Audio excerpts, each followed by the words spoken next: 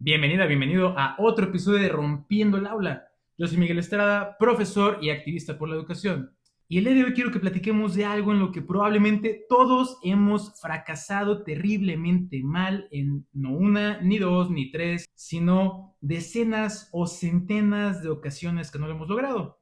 Y estoy hablando de tratar de quitarnos un hábito que no queremos. Un mal hábito no desaparece por un gran día de motivación, porque un día te levantaste súper alegre, contento, motivado, con ganas de comerte al mundo y cambiar tu vida para siempre. No. De la misma forma que un hábito tampoco desaparece por más culpa que sintamos. Podemos sentirnos terriblemente mal y de todas formas el hábito va a seguir ahí. Y podremos sentirnos muy mal en ese momento y de todas formas, más adelante, o en otro día, o al día siguiente, o la siguiente semana, lo vamos a volver a hacer. En este episodio entonces vamos a platicar de por qué fracasamos, por qué no logramos quitarnos un hábito, por qué no es fuerza de voluntad nada más. Y en realidad, qué sí nos conviene y qué sí necesitamos hacer para lograr realmente quitarnos ese mal hábito. Bienvenidos a Rompiendo el Aula, el podcast donde cuestionamos lo que nos enseñaron sobre estudiar, desarmamos mitos de la educación y reflexionamos sobre lo que realmente significa aprender. Recordemos que en los episodios anteriores hablamos de por qué los hábitos pueden sostener toda nuestra vida. Incluso si generalmente no somos la persona más inteligente del mundo, o incluso si somos la persona más estúpida del mundo. Estos hábitos que generalmente no nos damos cuenta que existen, o estos hábitos que no quisiéramos tener. Obviamente los buenos sostienen la vida y los malos terminan por, de alguna u otra forma, arruinárnosla. Pero entonces, ahora, si ya sabemos qué son y por qué existen, o cómo es que el cerebro registra que hay un hábito, entonces ahora toca entender o conocer esa parte que todo mundo queremos. ¿Cómo le hago para quitarme un mal hábito? Los hábitos no entienden de si nos sentimos bien o nos sentimos mal de forma consciente. Sí lo entienden, pero no porque nosotros lo pensemos. Un hábito, en cambio, persiste o se mantiene o se solidifica porque nuestro cerebro aprendió que hay una secuencia de eventos, una secuencia de situaciones en las que se considera, o el cerebro consideró, y vamos a ver por qué. El cerebro consideró que eso o esa secuencia era útil de alguna u otra forma. Mientras esa secuencia no la destruyamos desde su estructura, entonces el hábito, la reacción o la respuesta, o como le quieras llamar, va a seguir existiendo, va a seguir apareciendo, la vamos a seguir haciendo. Mientras no nos cancelen la suscripción a la vida o mientras tengamos la capacidad física de hacer. Para eliminar un hábito, entonces, lo primero que hay que saber es que no, y esto lo voy a repetir, un hábito no es una acción aislada. Esto de que una acción que cambió nuestra vida, no. Podrá ser un trauma, pero no un hábito. En cambio, más bien es un efecto dominó. Un hábito podría entenderse como el conjunto de acciones o situaciones en conjunto, para la redundancia, que nos dan un cierto resultado. Y ahorita lo vamos a ver. Este efecto dominó comienza ya con la pieza más pequeña y paradójicamente más importante de este efecto dominó, que es una señal. Es esa situación, contexto, ambiente, persona, frase, respuesta, lo que sea, que nos provoca algo. Y eso que nos provoca es la segunda ficha de dominó, que es una respuesta automática, ya que existe el hábito. Una respuesta, una reacción. El tercer elemento sería una consecuencia que nuestro cerebro interpreta como que es útil, valiosa o que vale la pena repetir. Y la cuarta y última es que esas tres primeras se repitan y se repitan y se repitan y se repitan, preferentemente hasta que ya no seamos conscientes de que está pasando. Y si ya no somos conscientes de que está pasando, entonces el cerebro va a dejar de tratarla como una acción nueva, como una decisión que valga la pena pensar. Y en cambio, va a empezar a ejecutarla en automático, sin que nos demos cuenta, como mencioné ahorita. Porque eso es lo que busca el cerebro, economizar recursos mentales, como quien dice. A pesar de que pueda sentirse como algo que ocurre de la nada, un hábito que digas, de repente me doy cuenta que tengo un hábito. En realidad, ya hubo un proceso previo de aprendizaje bastante bien acumulado. No digo bastante bien porque sea bueno, sino bastante bien porque ya hubo repetición tras repetición, tras repetición, tras repetición.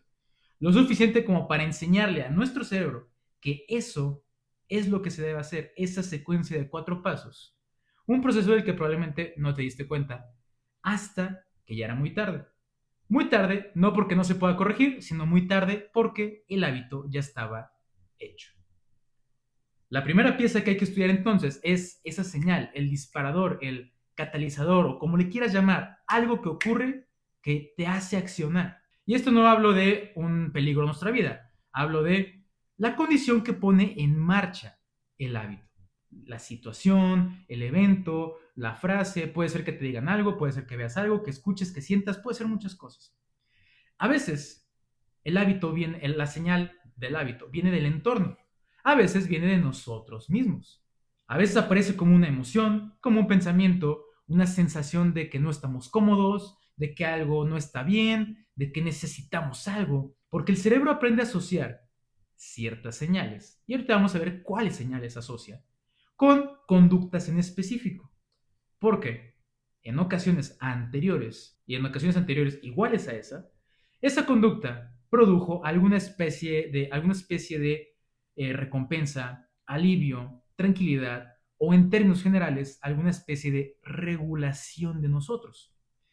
El disparador, catalizador o señal o como la quieras llamar es de suma importancia porque es lo que activa el hábito. Es como ese momento en el que echamos a rodar una bola de nieve. Si en ese momento detenemos la bola de nieve después de que rodó poquito, todavía podríamos detenerla. Todavía podríamos evitar que siga rodando. Pero si ya echamos la bola de nieve y ya dejamos que ruede, ya no la vamos a poder detener. Por eso es tan importante la señal, el disparador o el catalizador, como le quieras poner. Un disparador es útil para el cerebro. No necesariamente para nosotros o no necesariamente para nuestra vida, pero para el cerebro es útil porque tiene una aparición frecuente, o sea, es repetida, es común, es algo que vemos seguido. Se presenta en momentos cercanos a la conducta. O sea, no es que se presente en la mañana y nuestra conducta es por la noche, sino que se presenta en lapsos muy consecutivos. Además, ocurre en condiciones parecidas a esa señal. No es que la veamos primero en la escuela, luego en la casa, luego en el autobús, sino que las vemos en contextos similares. Tiene la claridad suficiente para ser reconocida esa señal fácilmente, no por nosotros, sino por nuestro sistema nervioso que no controlamos nosotros. Por último, suele estar asociado de manera estable a un mismo resultado. O sea que además de ver esa señal, generalmente ocurre lo mismo. Una causa y efecto generalmente similares o iguales. Cuando una señal reúne estas 5 cualidades, el cerebro la convierte en una especie de aviso cerebral, por llamarle de cierta forma. Ya habíamos dicho en el episodio pasado que como que el cerebro le ponía marcatextos o lo coloreaba diciendo esto es importante. Desde ese momento es que tu cerebro entonces empieza a prever una señal y un resultado. Empieza a prever qué va a pasar con esa señal. Esa anticipación es de suma importancia porque gran parte de la fuerza del hábito y gran parte de hacer esa acción proviene de que el cerebro ya está previendo lo que va a pasar. No es solamente que eso te genere algo, sino que lo que el cerebro es, ya pasó esto, debe pasar aquello. Por eso es que se sienten tan fuertes los hábitos, porque el cerebro, en cuanto ve algo, predispone a que pase otra cosa. Incluso antes de que pase y antes de que tengamos una recompensa, porque el cerebro ya asocia que debe pasar. Reconocer entonces ese disparador, ese catalizador, exige, primeramente, o necesita, por términos básicos, observar. Necesita que lo veamos. Necesitamos, si queremos cambiarlo, ser conscientes de qué cosa me hace o me provoca X hábito. Hay que revisar qué estaba pasando preferentemente justo antes del hábito. Tal vez no sé si un minuto antes, unos segundos antes, 5 minutos antes, pero generalmente son cuestiones rápidas. Lo más probable es que sea dentro de los 5 minutos anteriores. Importa tanto el lugar como la hora, el estado corporal, el cansancio, la acción que sucedió antes o el evento inmediatamente anterior, si estábamos estresados, si estábamos bajo periodos de tensión, si estábamos saturados con muchas cosas o simplemente si estábamos aburridos. Cuando registres esas variables durante varios días, que digas, mira, pasó esto e hice esto, pasó esto e hice esto, pasó esto e hice esto, pasó esto e hice esto, te vas a dar cuenta del patrón que sigue ese hábito. Entonces, lo primero es reconocer el disparador del hábito que quieres cambiar. Es importante que los disparadores es importante que mencionemos que los disparadores pueden ser, como ya sugerimos hace ratito, internos de nosotros o externos del ambiente. Los externos incluyen objetos visibles y cosas que podemos percibir mediante los 5 sentidos. Cuando es interno, podemos hablar de hambre, ansiedad, estrés, tristeza, alegría o incluso alguna idea. A veces que nos ponemos a sobrepensar, eso también nos puede generar un hábito, ¿no? Bueno, eso más bien puede disparar un hábito. Esta diferencia entre si es interno o es externo es importante también, porque dependiendo de si es un factor externo o interno, la intervención que hagamos para cambiarlo es diferente. Un disparador externo puede debilitarse o cambiarse o eliminarse modificando el entorno en el que ocurre. Mientras que un disparador interno requiere aprender a reconocer nuestro estado emocional o nuestro estado mental para saber más o menos, cuando pienso esto, pasa aquello, bueno, hago esto, cuando me siento así, hago esto otro. Es en ese punto en el que nos damos cuenta de si es un disparador externo o un disparador interno, donde comienza realmente nuestro trabajo para cambiar o para eliminar ese hábito. Identificar, en pocas palabras, identificar qué provoca X reacción que no quieres. El primer punto es el disparador. El segundo es la acción en sí misma, el hábito en sí mismo. Al principio, una conducta necesita atención. Al principio, ese hábito necesitó haber sido hecho, aunque pueda sonar repetitivo, necesitó haberse realizado conscientemente. La primera vez, la segunda, tal vez la tercera, tal vez la cuarta, pero así las primeras veces fueron más conscientes que las últimas. Y con el tiempo, eso provoca que ese proceso, esa secuencia, ese disparador y esa acción, en lugar de ser desde la parte consciente, ahora se haga o se mande a la parte automática del cerebro. En ese punto participan algunas estructuras cerebrales como los ganglios basales, que ayudan a ejercer secuencias aprendidas previamente y que deben ser realizadas en automático. Por ejemplo, caminar. Cuando piensas en caminar, no piensas debo mover este pie y luego debo mover este pie y luego mover este pie y luego esto, simplemente lo haces. La conducta, el hábito, surge porque el cerebro ya te ahorró a ti el trabajo de tener que pensar. Oye, lo hago, no lo hago, simplemente ya quedó guardado y el cerebro la convierte en una respuesta, en un estímulo frecuente y dice, cada vez que ocurra X o Y cosa, el disparador, yo voy a hacer X o Y respuesta. Y esto le ahorra al cerebro ciertos recursos en lugar de tener que decidir entre si mover la pierna izquierda o derecha, pues simplemente la mueve. Y pues, ¿por qué habríamos de pensar en eso? ¿No? ¿Por qué habríamos de pensar en algo que mejor dicho, nuestro cerebro piensa? ¿Por qué habría yo de destinar tiempo y esfuerzo en pensar en algo que sé que podemos hacer en automático? Lo que nos lleva a la tercera parte o el tercer componente de un hábito, que es también, yo diría a gusto personal, que es, si no el más importante, porque hay autores que lo consideran como el punto más importante, para mí es el disparador, porque si no hay disparador, pues no hay hábito. El cerebro funciona prácticamente siempre bajo un principio de orden. Un principio de orden. El cerebro opera bajo algo llamado homeostasis, que es tratar de regularnos siempre. Si hace mucho calor en nuestro cuerpo, pues libera sudor para refrescar, ¿no? O si hay déficit de glucosa, pues nos da la sensación de hambre para compensar. El cerebro trata de nivelar nuestro organismo, pues para no excedernos en algo o no faltarnos algo y pues no darnos de baja de la vida sin querer, ¿no? Por lo tanto, cualquier estímulo que desvíe un poco esa regulación, ya sea que la desvíe hacia arriba, que tengamos demasiado de algo que no debemos tener, o que tengamos muy poco de algo que deberíamos tener más, pues ahí ocurre alguna señal en la que buscamos esa compensación. Por ejemplo, el hipotálamo puede detectar un déficit de glucosa baja, por eso es déficit, puede notar deshidratación, puede notar tal vez falta de sueño, cansancio, o lo que sería un exceso de adenosina, y tú realizarías algo en consecuencia para compensar eso. Tú comerías o tomarías agua o te quedarías dormido.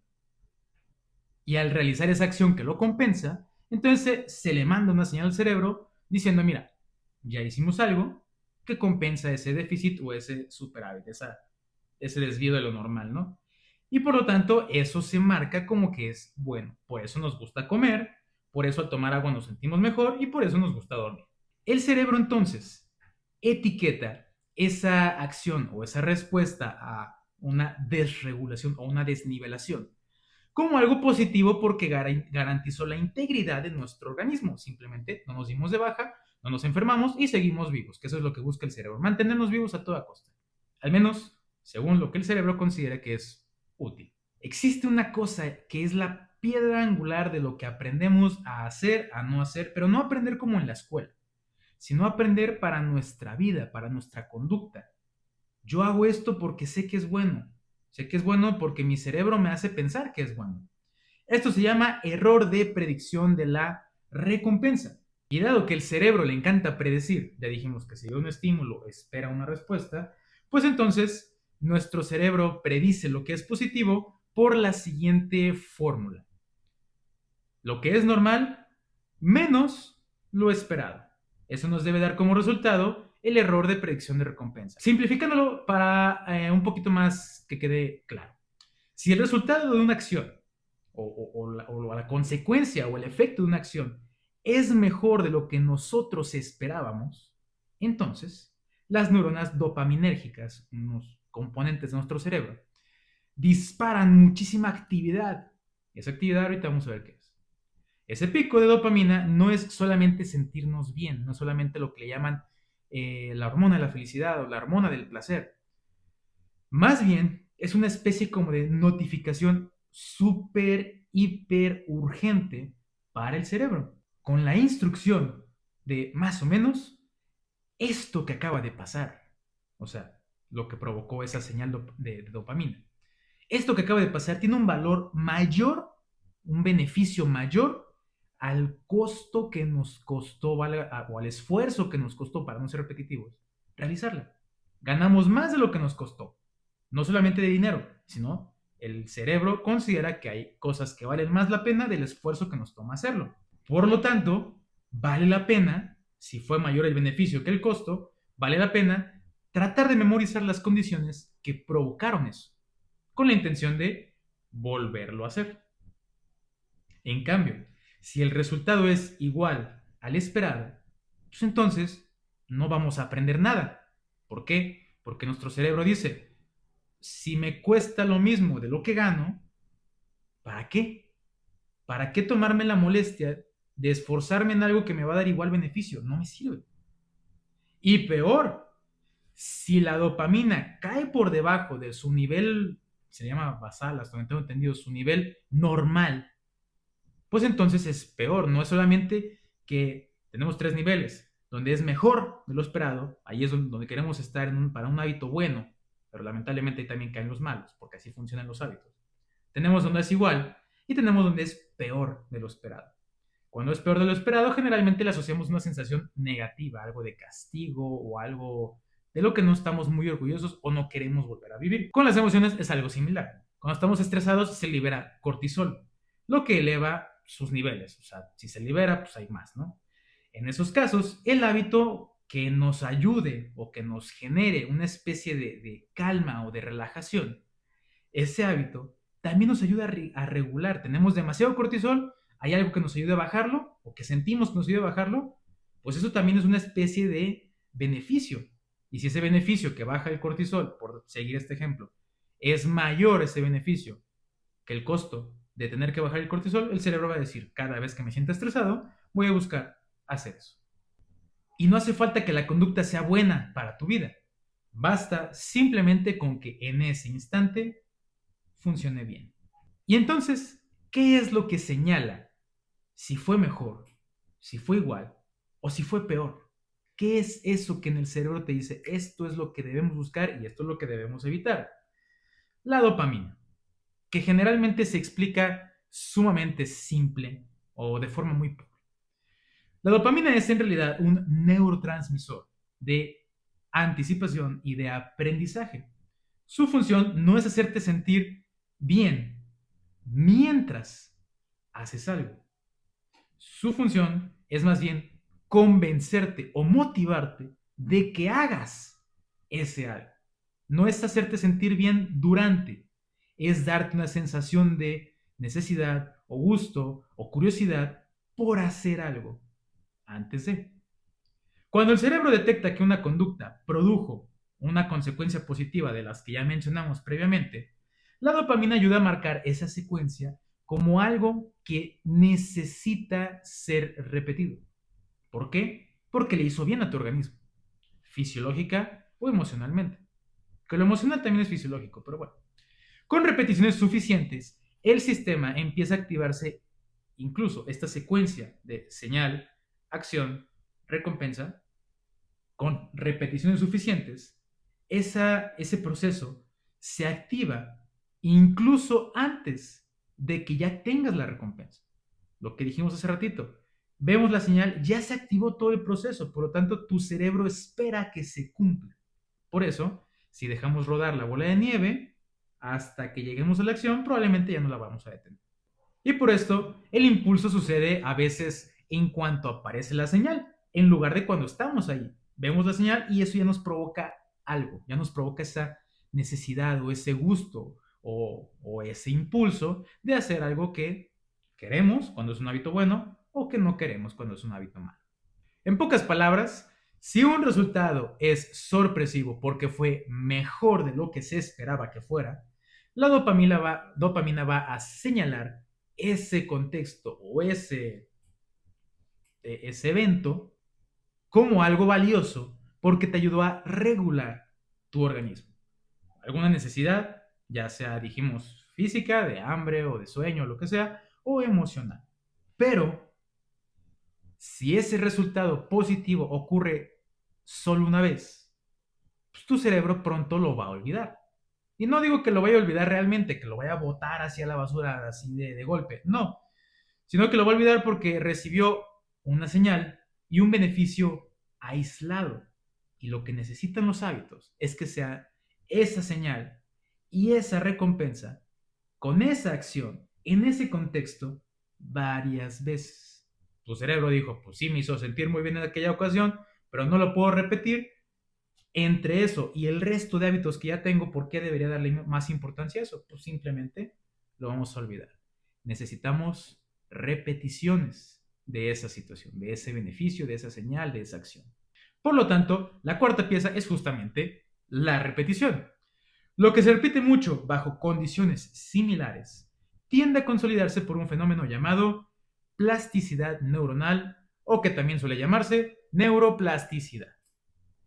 Esto significa que ciertas conexiones dentro del cerebro, hablando figurativamente, o tal vez no tan figurativo por las conexiones neuronales, se vuelven más eficientes cuando se activan una y otra y otra y otra y otra y otra vez. Piénsalo como una especie de camino por un parque sobre el pasto. Si lo pisas una vez, pues no pasa nada, solamente aplastas la hierba y ya. Si lo pisas tú y otras 100 personas una vez, en un día, tal vez quede medio feíto esa parte, pero no va a pasar nada. Pero si la piensas tú y 100 personas durante toda la semana y todo el mes y todo el año, ahí se va a empezar a hacer una vereda. Algo similar sucede con la repetición en el cerebro. La señal circula con menos resistencia, la conducta se va a volver cada vez más probable de ocurrir y el esfuerzo subjetivo tuyo, el esfuerzo de realizar esa acción, va a disminuir con cada repetición, o sea, cada vez nos va a costar menos. Pero también en lo que nos aburre ese hábito, luego lo platicaremos, pero por lo general hacer eso nos tiende a generar una especie de beneficio, a pesar de que el costo cada vez sea menor. Cada vez lo pensamos menos y razonamos menos, o sea, tenemos menos fricción en realizarlo, pero el cerebro interpreta que sigue habiendo un beneficio. Entonces, el costo baja, sigue habiendo un beneficio, se afianza y se repite y se vuelve cada vez más automático. Visto desde fuera, parece una simple costumbre cualquiera más, buena o mala, pero desde dentro de tu cerebro ya es un camino tan bien marcado y delimitado que para quitarlo va a ser igual de necesarias repeticiones de algo diferente, así como fueron repeticiones para ponerlo.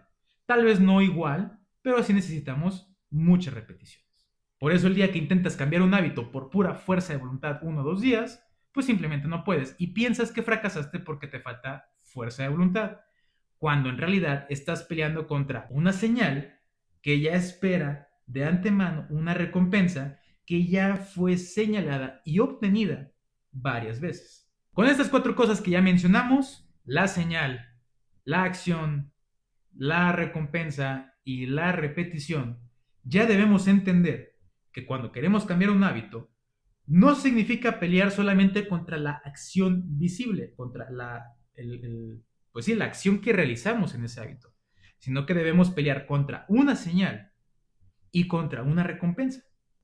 Porque si estas dos siguen intactas, entonces el cerebro va a seguir empujándonos hacia esa misma reacción, porque tiene un estímulo que le provoca esperar algo a cambio. La prohibición, en cambio, del hábito toca la acción visible, pero deja vivas las otras 2 partes del sistema. Y más porque si volvemos a caer y a caer y a caer, pues se sigue repite, repite, repite, repite.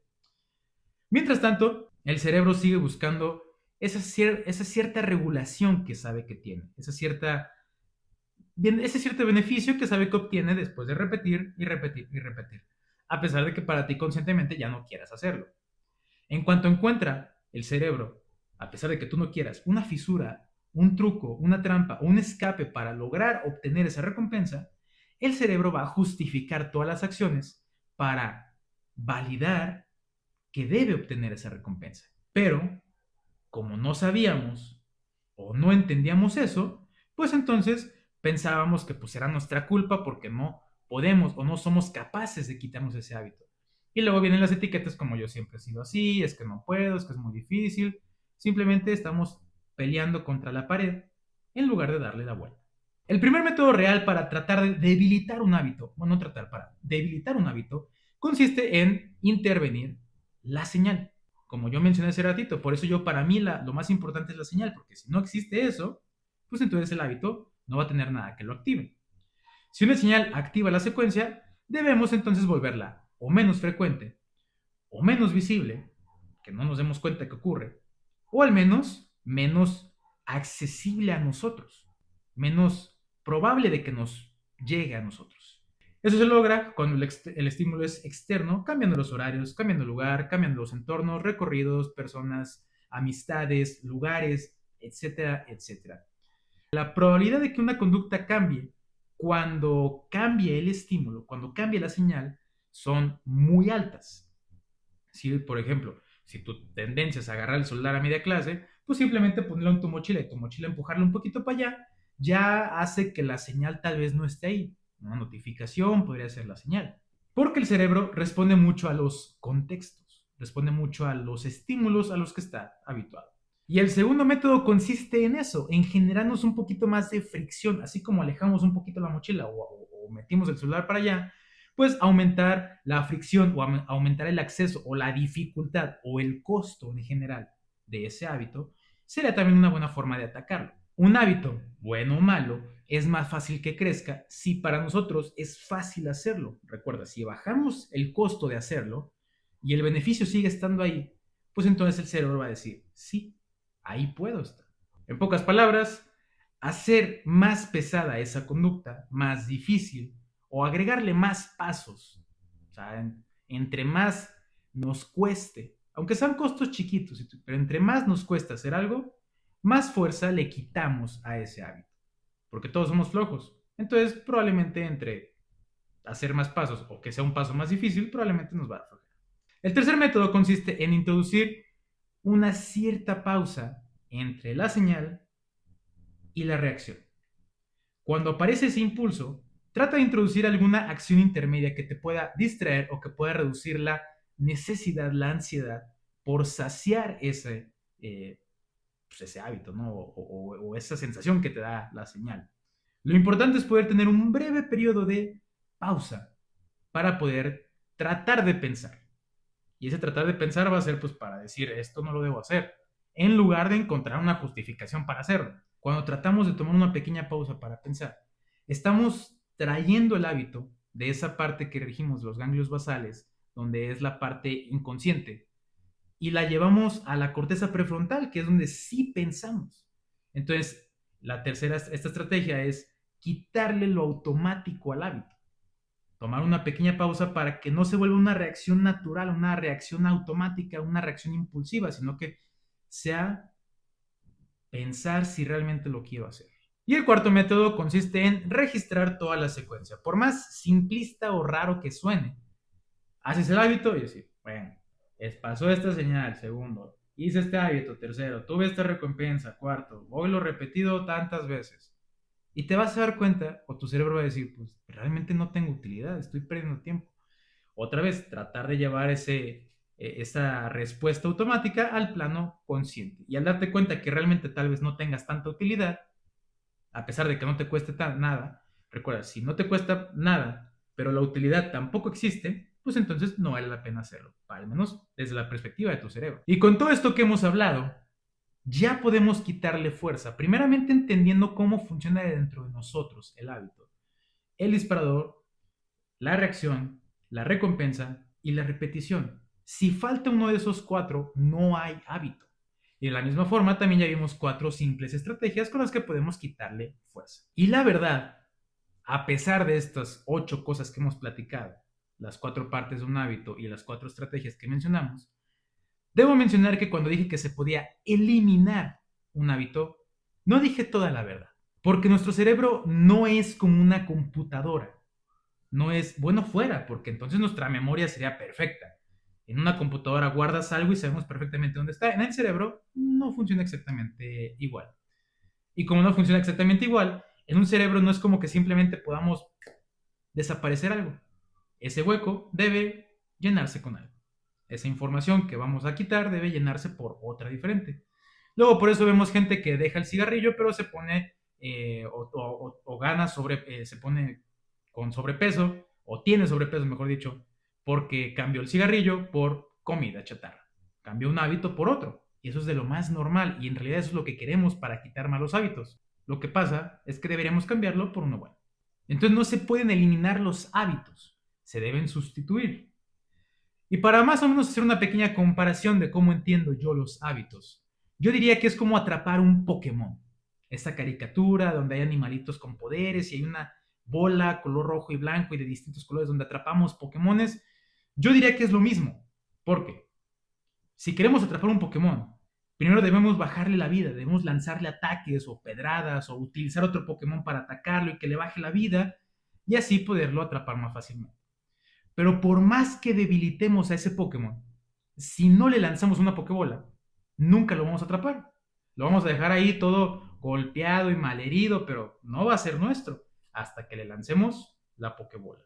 Entonces, en este episodio, ya vimos cómo debilitar los hábitos. Ahora falta cómo sustituirlos, cómo lanzar esa Pokébola para que el hábito malo se vaya y en cambio ahora tengamos el bueno. Pero eso te lo diré en el próximo episodio de Rompiendo el Aula, donde seguiremos cuestionando juntos lo que nos enseñaron sobre estudiar, sobre la escuela y sobre lo que realmente son los hábitos.